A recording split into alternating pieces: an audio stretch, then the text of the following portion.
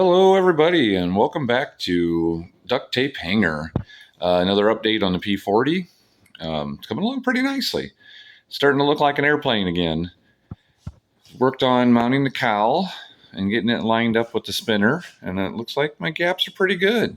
It's going to be pretty decent. Now the spinner is just taped on because I have to buy a new bolt here. This is takes a 4-inch by 832 to work with the bolt that I have in the G62. So has a 1032 that came with the spinner, and that's not going to work. Well, it worked on the cowl. When I did a trade deal with the other airframe, I gave him the better of the two cowls, and I realized that's probably the cowl that went to this one. And this one, none of the bolt holes really lined up that well. So I kind of had to make some new ones. It only goes on so far, so I kind of had to work with what I had. I had to redo this one. You can see where I kind of took me a couple tries, so a little pile of error on that one. These here are screwed into the hardwood subformer. There's a hardwood former here that connects to the firewall that comes out a little ways. So it's got a nice 1/4-inch plywood firewall, sub-firewall here. So I went ahead and pre-drilled it.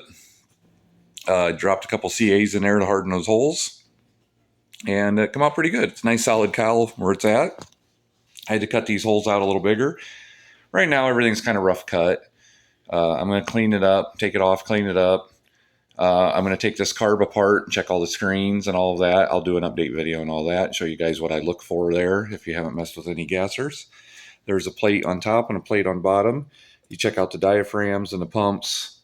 Make sure everything looks good. Make sure it ain't all gummed up. Like I say, I'll go through that when I get to that point. Got the prop loosely. I mean, it's mounted, but nothing solid. I mean, it's not where I'm going to exactly have it. This engine does have a spring starter, so when you flip it back, it will come back forward. That helps start her up, prime it. This side of the cowl is a little rougher. It's got some more cracks. You can see some cracks here. I am going to lay another piece of fiberglass in here, and I'll probably use some of that clear Gorilla Glue. It'll take about 24 hours or so to dry, but it is solid. I'll lay a little piece of thin fiberglass on the inside, and then I'll use that glue to adhere it to the cowl. Some of these other little holes, if it's just through the gel coat, I'm not going to worry about it because it's not going to crack or split. This one here too. Some of these others aren't terrible. But I had to do the same thing here. These holes didn't line up. This hole actually did. So I don't know. These, I don't even have a piece of wood in there on those. So I'm not even going to mess with them. I had to cut this out a little more from the previous video to make sure I cleared without having that sit up there and burn against that muffler. So everything's looking pretty good there. I wouldn't mind finding another set of, I'm going to look through all my stuff. I keep everything. I'm practically an RC airplane hoarder, so I might have some parts or something that I can kind of make a set of stacks. It won't be the same as the other side, but it'll look better than this mess.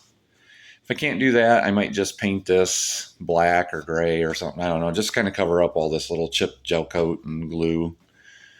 Most of my planes are older, and I've always told everybody they're 20/20 planes. You got to have 20/20 vision to see them. 20 feet, 20 mile an hour, they don't look too bad. And that's kind of how I look at it. Some of this covering here needs a little, that's just where, I don't know, it looks almost bleached out. But I don't know if you tried to weather this or if it's just dirt or who knows what all this stuff is. But that's an actual little patch I need to do. That probably will not be the same color. I might just kind of trim that down and clean it up. I might put another sticker over it because I don't have anything that's going to match that. On down the side, it's pretty solid. Tail's pretty good. I didn't see any real major problems there. So far, that's what we've got on this side. So I think it's coming along pretty decently for a budget build. All right, now we're looking underneath here. Bring you guys in and see what I did. So far, those are the servos I mounted. One for each elevator half, one for the pull rudder.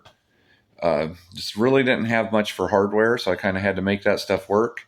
Mounted the receiver there. Satellites over here in the corner. Throttle servo with a quick connector.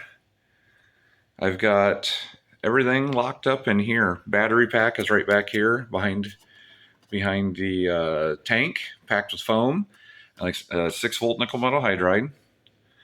I think it's a 20 or 22 ounce, 24 ounce tank is right here, which it should give us a good 15 minutes of flight time.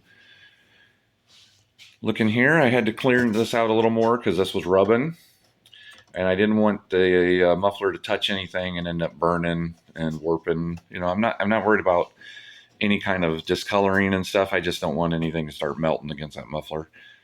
I had to make sure my fuel line is all right going up in there to the carb. Nothing's pinched. Looks good there. The biggest problem I'm going to have is going to be back here, this tail wheel assembly.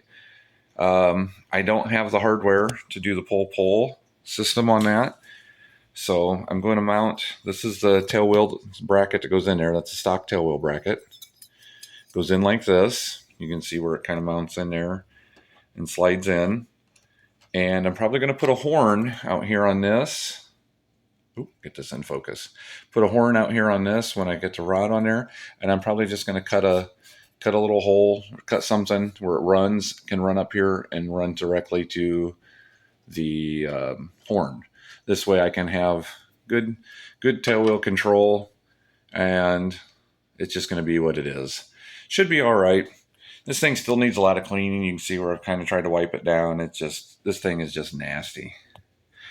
But other than that, it's looking pretty good. We get this part done, get the tail wheel done, and then it's off to the wing and start working on that, putting servos and stuff in it, and should be good. Oh, I'm going to tell you a little bit here about fuel system. I run a really long tube out the bottom because I don't want it vibrating and going back in. I am going to trim this covering up, but I'm going to wait till I heat gun this and tighten this up a little bit. But there's a metal ring in here, and that runs out. I usually put a little tiny zip tie around here, but you got to make sure you don't pinch it. You want to make sure you don't pinch that line because you don't want to choke off your tank. But that'll keep that from sliding back up in. But if you have it long enough, even if it moves a little bit, it's not going to go all the way in. And nobody will ever see it going by flying. The other side, I've got a long piece coming out for the fill. I used a 3-line system on the tank.